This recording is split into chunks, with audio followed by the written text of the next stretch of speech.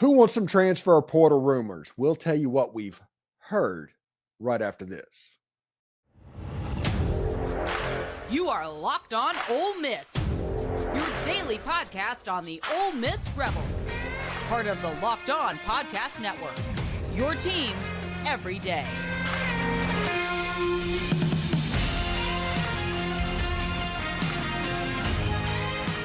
Hi, I'm Stephen Willis, a former staff member at Ole Miss and a 10-year veteran of the national media with Yahoo Sports. And I did some time at WSMV as well. Thank you for tuning in today. Today on the show, we'll tell you about another player to watch out for in the transfer portal, and it's a big one. And I mean that literally.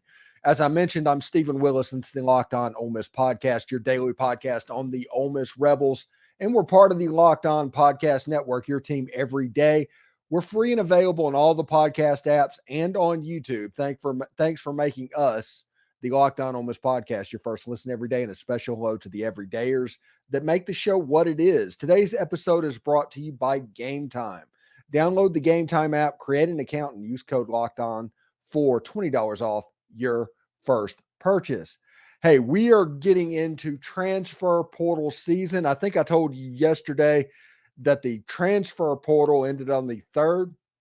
It actually ends for Ole Miss on the 4th. So today will be the close of the transfer portal window. Everybody gets 5 days from the end of their bowl game if it goes past January 2nd.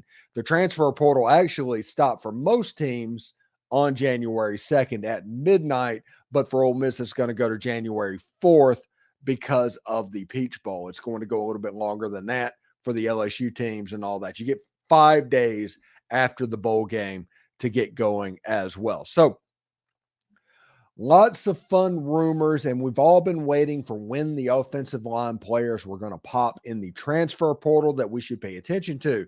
We've heard about Percy Lewis for a few days. It's the transfer from Mississippi State. Big guy, 6'8", 350 pounds, large human being. Now, Percy is a big-time player that Ole Miss recruited earlier in his college career, but he doesn't have the cachet of, say, a former 5-star player in the high school recruitment. We're going to talk about this player.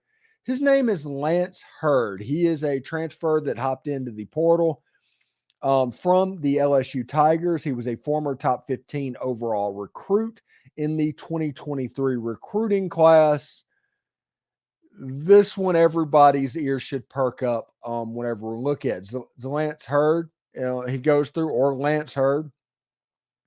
There you go. He's a 5-star player, 98 in the country. He's listed as a 94 with the 12th overall in the transfer portal window, number 2 offensive tackle. He's 6'6", 340 pounds. He's from Neville High School in Monroe, Louisiana.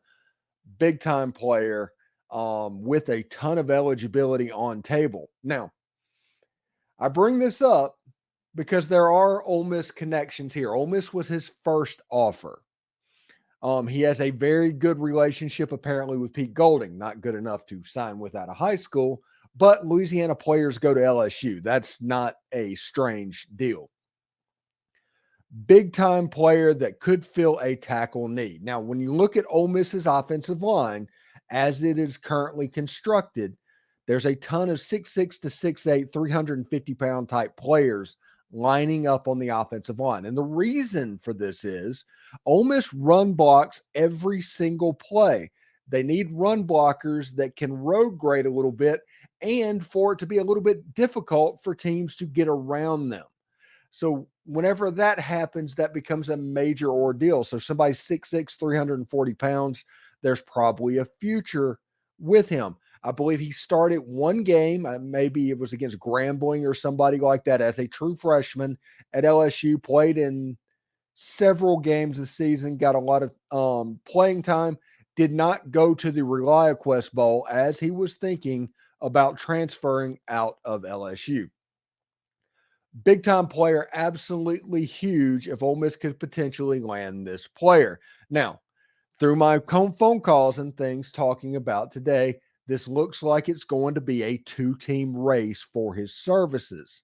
It's going to be between Ole Miss and Colorado. It's going to be one of those rare Deion Sanders versus Lane Kiffin type deals.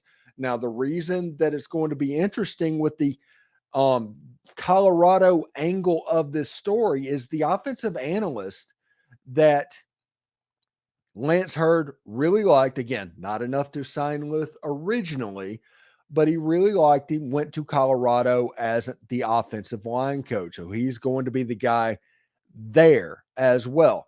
Ole Miss and Pete Golding and all that, they're going to turn it on. They're going to be able to tell Lance about, hey, do you want to come here and potentially win a national championship? You can't say that at LSU right now. That's what's absolutely bizarre. You can't say that at LSU. You can't say that at Colorado, but you can honestly talk about this at Ole Miss at the moment. Ole Miss won 10 games last year with that offensive line. They have to replace Victor Kern and Quincy McGee. Those are two players that have to be replaced. Jerquan Scott has already been brought in. Ole Miss really likes Preston Cushman and Bryson Sanders. So you have that on the interior offensive line. Part of me would say, hey, they're in pretty good shape. There's a nice rotation that could develop on that side of that interior part of the offensive line. Ole Miss needs a tackle. Lance Heard would feel that need. There's a need at Ole Miss. You have Jaden Williams coming back. You have Micah Pettis coming back. Good football players. But you would have Lance Heard and you would have the three-man combination at tackle with Lance Heard, Jaden Williams, and Micah Pettis. And if a situation happens like the Georgia game this year, you're probably still needing one more tackle. Now, Ole Miss has recruited tackles over the last couple of years, but you would probably still need one more. So you're not in a situation to where your starting tackle, Micah Pettis, is injured or not as able to play in the game. Jaden Williams, who was playing left tackle, gets hurt in the first series, and all of a sudden you're playing with Victor Kern, who's kind of having a Swiss Army knife and has practiced all week on the right side. He has to go back to the left, and you have to move a guard out to the outside to play tackle. That's problematic playing against a team like Georgia. Everybody's talking about Ole Miss needing offensive line. A lot of it comes from that football game, but it's important to realize the construction of it as well. Lance Heard would alleviate a lot of that. I think Ole Miss probably needs to go find another depth piece as well. Somebody that can be a swing guy that plays on the outside. Maybe that's Jerquan Scott. He can play a little tackle as well. Maybe he's the Swiss Army knife. But offensive line, Lance Heard would fix a lot of Ole Miss's problems on the offensive line of what they have. Like I said, I'm not a person that views the offensive line as a liability. I think the offensive line could get a little bit better, but that unit won 11 games this year. You were able to win some football games this year doing that. The defense is going to be a lot better. I think you need depth pieces. If you can get a Lance Heard, you can get another depth piece. You'll probably be pretty good on the offensive line position as well. So thanks again for making Locked On Ole Miss your first listen of the day, and we're just getting started. We're going to talk about it for like 9 months, but this assembly line is developing to give Ole Miss all of the expectations, all the love, and to get ready for a super hyped out 2024 season. We're going to continue our hype train takeoff from the station when we come back. More next. You shouldn't have to worry when you buy tickets for your next big event. Game Time is fast and easy, and it's the way to buy tickets for all your sports, movie, and comedy, theater, all of that near you. It's easy to find and buy tickets for every type of one of those events, and they have views from all of the seats in the venue. That's a really cool thing. They have all-in prices that can show your total up front, so you know that you're getting a great deal before you check out. Buy tickets in seconds with 2 taps. With zone deals, you can just pick the section, and Game Time picks the seats, and you can get an additional saving on tickets. And the Game Time guarantee means you'll always get the best price. If you find tickets in the same section and row for less, Game Time will credit you 110% of the difference. Take the guesswork out of buying tickets with Game Time. Download the Game Time app, create an account, and use code Locked On for $20 off your first purchase. Terms apply. Again, create an account and redeem code LOCKEDON for $20 off. Download Game Time today. Last minute tickets, lowest price guaranteed.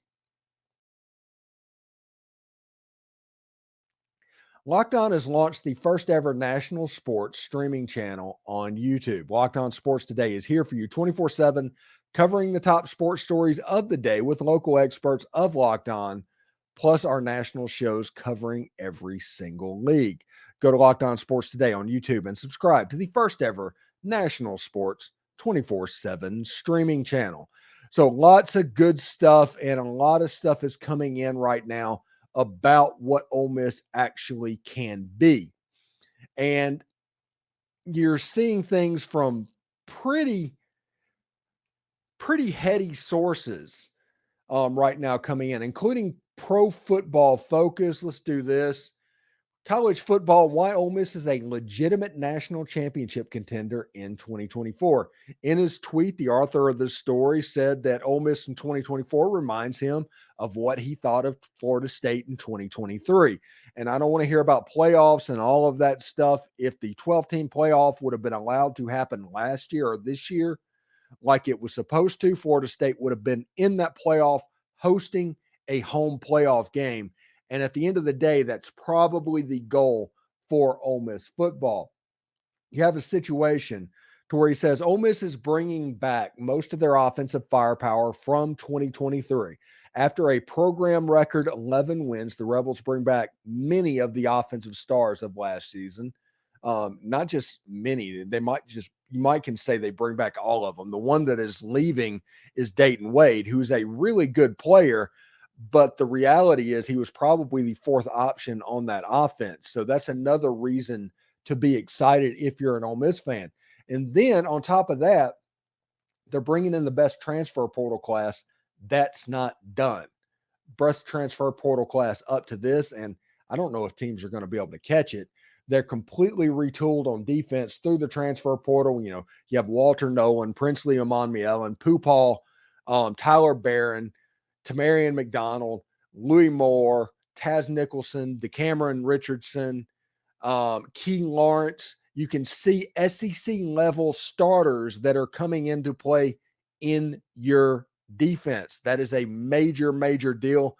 And obviously, media corporations around the country are taking notice. And they have a favorable SEC schedule. The Rebels avoid Alabama, Texas, Missouri, Tennessee, and Texas A&M next year. And honestly, take out the Georgia game, okay? Let's take out because everybody knows that's the hardest game on the schedule. Georgia against Ole Miss is the hardest game on the schedule.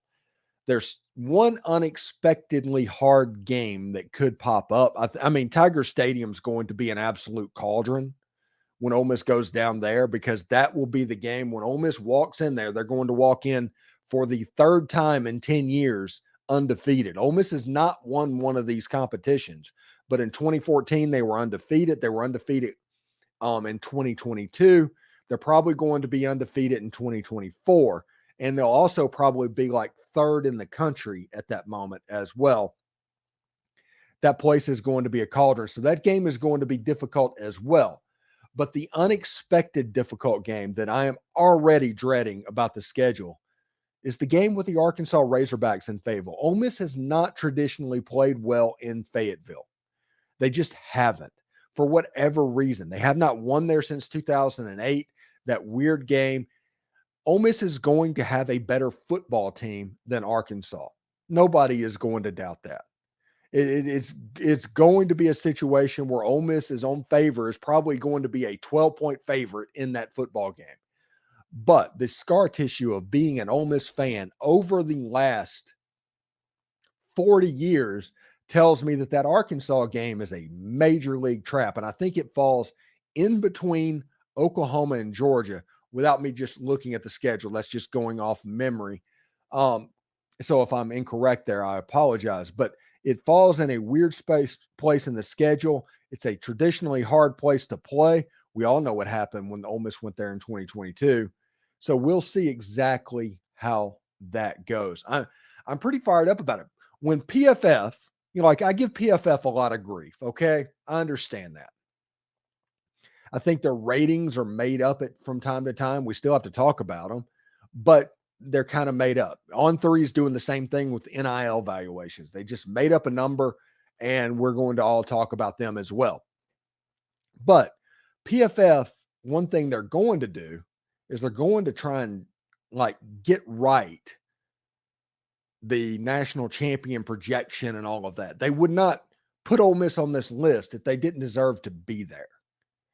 And PFF is going to be one of the major corporations and major companies that talk about what Ole Miss can be in 2024.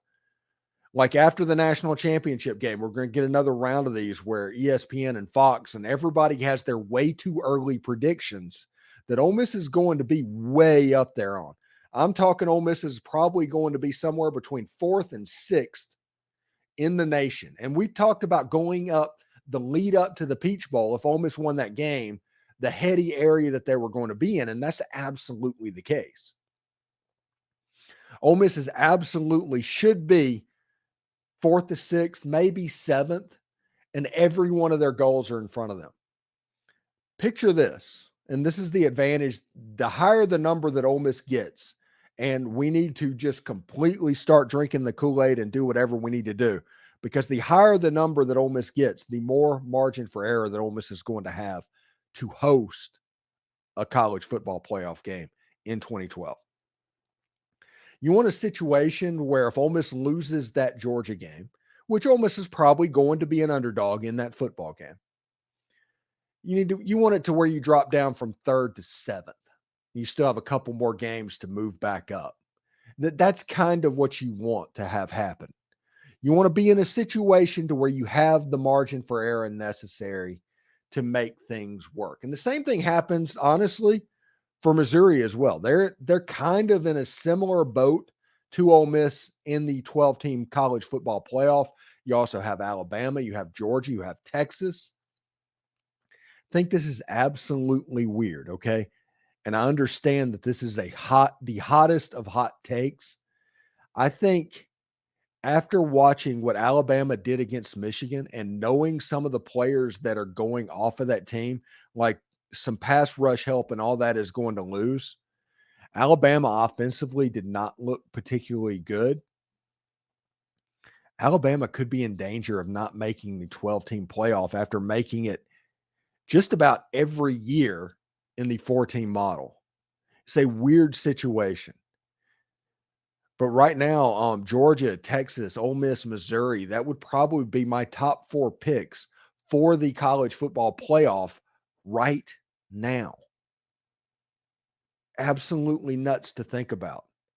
I just, like I said yesterday, I cannot believe that Alabama ditched the tempo, which with their athletes and what was going on, they had such an advantage with that tempo. And now you don't have it to where you have a middle of the pack quarterback where you're playing with an athlete at quarterback. Hey, I'm from Mississippi. I played Mississippi high school football, and you can win a lot of games with the talent at the other 21 positions and an athlete at quarterback. But in the biggest games, that made it to where the other team could catch up. It closed that gap significantly. And I wonder if it was an ego trip from Nick Saban. It's like, hey, we're going to do this because we can. This is the way I want to play football. And they just completely ditched tempo, and everything that made them so good over the previous 10 years got thrown out the window. So I'm interested about that as well. You know, right now, still more to come on Locked On Ole Miss, part of the Locked On Podcast Network, your team every day. PFF wasn't the only one to start this Ole Miss love fest as well. My man, Mike Detillier from WL thinks really highly of this team as well. And I can't wait to tell you about that right now as well. So, still time to get in on the action with FanDuel. It's America's #1 sports book. Right now, new customers can get $150 in bonus bets guaranteed when you place a $5 bet. Just place a $5 bet on your team, $150 in bonus bets. That is really cool. That's $150 in bonus bets, win or lose. There's actually no way to lose in this situation because you get those bets. This app is so easy to use, and there's so many different ways to bet, like same game parlays. They have this new Explore tab to where you can find specific bets that you maybe not thinking of. You can make a parlay in the parlay hub, and that's the best way to find out possible things that you might not be thinking about. And they have even more than that. So visit FanDuel.com/lockedon to make your first bet a layup. FanDuel, it's an official partner of the NFL. All right. Thanks for making Locked On Ole Miss your first listen of the day, and shout out to the Everydayers. Locked On has launched the first ever national sports 24/7 streaming channel on YouTube. Locked On Sports Today is here for you 24/7, covering the top sports stories of the day with the local experts of Locked On, plus our national shows that cover every single league. For your second listen, check out Locked On Sports Today on YouTube and subscribe to the first ever national sports 24/7 stream channel. Be part of history. All right, so we talked about PFF, and like I said, I have a love-hate relationship with PFF and the NIL evaluations, because at a certain point, a lot of these numbers are made up, and eventually we talk about them, which is the goal. That's what we do. But sometimes they can be problematic. But PFF, like saying, hey, as a predicted method, I'm actually more in favor of them over an analysis metric, if that makes sense. But he wasn't the only one, because you're going to see stories and people come out all over the place talking about Ole Miss and what they can be in 2024. And one of those people is Mike Detillier. And I'm going to tell you something right now.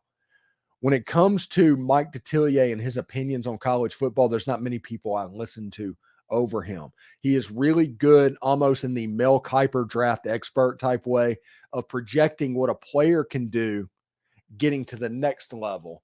But he also has that knowledge of what makes a good college football team, and talking about players that could make jumps. Mike Detillier really likes what Jackson Dart can be potentially in 2024. I've heard him say on the Bowbound show out of Jackson that he sees a path for Jackson Dart to have a Jaden Daniels type jump in year 2. Now, he's not going to run for 1,600 yards or something like that. Jaden Daniels was a freak athletically, but Jackson Dart has a chance to be even more explosive and really good in the passing game. And this is a couple of ways that I think Jackson has a chance to get a little bit better. The best quarterback in the NCAA, in my opinion, is Jackson Dart on throws outside the numbers downfield. His throws downfield outside the numbers, say over 20 yards, next level. Jackson Dart can get better on the short game and the intermediate throws over the middle. In the Peach Bowl, you saw him complete passes to Caden Prieskorn. You saw him complete passes to Quinshon Judkins as little pop passes over the middle. As that part of his game develops, it will open up some stuff outside and short that we're not used to seeing. He's not going to be able to be crowded as much, because the player that you're putting in conflict on the second level of the defense actually has to worry about immediately making the wrong decision. We talk all the time about arrogant type play calling and how teams have been dealing with Ole Miss. But the reality of it is, if Ole Miss runs the offense in a simple way that we're going to talk about, with Bill Flowers, we're going to talk about for the next 9 months, this offense can become a version of unstoppable. And when this offense gets going, it gets really unstoppable. Penn State just saw that. LSU saw that. Of course, everybody was unstoppable against LSU, but Texas A&M saw that as well. And part of that is the middle box, making teams pay. And the PFF numbers, we're going to put those up after the season, and we're going to talk about the growth of Jackson Dart and things like that over the next 9 months. But the PFS numbers is inside the numbers. It's not inside the hash mark. So it's not a true representation of the middle of the field. I think pop passes and things like that become a major situation because you saw against Penn State, whenever Ole Miss fears, and they did, they feared the front seven of Penn State, just like they did against LSU, just like they did against A&M, like they did against Alabama, and like they did against Georgia. Whenever they don't have arrogant play calling and they take what the defense gives and they vary the time that the quarterback has the ball in his hand, and it's not just, hey, right there, 2.5 seconds, you have that long to get to the quarterback, it can become a very effective thing. And Mike Detillier thinks that Jackson Dart can make a severe, and I'm using the word severe on purpose, jump in 2024, because you have a year 3 starter in Quinshon Judkins. You have Trey Harris coming back. You have Deion Smith and Juice Wells that's going to figure into the wide receiver room. You have Caden Prieskorn. On campus this weekend is Cole Rusk, who's coming in to potentially back up Caden Prieskorn as well. You can see how this offense could take a step in the coming weeks. Like I said, the Ole Miss's transfer portal window will end tonight. So at midnight tonight, it will be over. And so we'll know exactly how that goes. Remember, the team's got 5 extra days after their bowl game. So we'll see what happens. And they're also, because of breaks and things like that, players are going to enter the portal that you're going to hear about over the next couple of days. It's going to trickle in. So probably by this weekend, we'll know exactly how the Ole Miss roster is sitting right now. Now, there's some other transfer players that have to come in. There's the February transfer period that we're not expecting much activity. And then we have the April transfer portal window opens that opens for 15 days. Now, traditionally, Ole Miss has tried in that window to improve, but they haven't hit as well in that late window. They've been pretty good at hitting in the early window, but that late window is where they got Jalen Robinson from Central Florida. That is where Zachary Franklin, that is where he was in as well, even though he was, it was designed from the beginning that would happen. So we'll see. But the plaudits coming in from people like Mike Detillier, PFF, it's going to get bigger. It's going to get louder all the way until SEC Media Days, where the preseason hype should reach a crescendo. Everybody enjoy it, watch it, soak it all in, and have a lot of fun. It's going to be on Ole Miss to play with confidence, not arrogance, because this year they'll be the team that has the target on their back as well. Thanks for making the Locked On Ole Miss podcast your first listen every day as we continue to turn our attention to the portal and SEC hoops. Season starts with a matchup between number 22 Ole Miss and number 5 Tennessee. We'll talk about that on the show a little bit later on the week. For your second listen, Locked On has launched the first ever national sports 24/7 streaming channel on YouTube. Locked On Sports Today is here for you 24/7, covering the top sports stories of the day with local experts of Locked On, plus our national shows covering every single league. For your second listen, go to Locked On Sports Today on YouTube and subscribe to the first ever national sports 24/7 stream channel. For those of you on YouTube, we'll send you there right now. Howdy toddy.